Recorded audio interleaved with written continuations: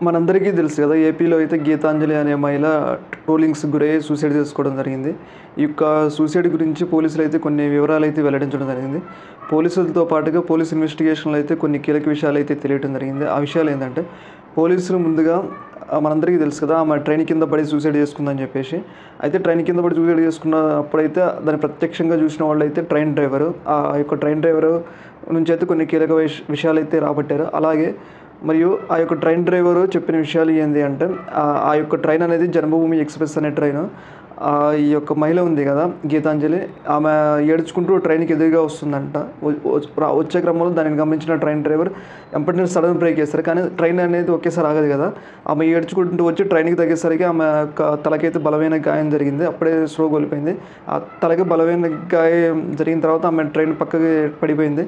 అప్పుడే ఆమె స్పృహ కోల్పోవడం జరిగింది. అంతలోకి ఆమెనైతే ఎంబటనే పోలీసులతో సహాయంతో అక్కడున్న రైల్వే పోలీసుల సహాయంతో అయితే హాస్పిటల్‌కి అయితే తీసుకెళ్ళడం జరిగింది. కాకపోతే అప్పటికి ఆమెకి కొంచెం ఇంజ్యూర్డ్ అయింది. దాదాపు 2 రోజులు హాస్పిటల్‌లో ఉండి మరణించడం జరిగింది. దీనిపై అయితే రీసెంట్‌గా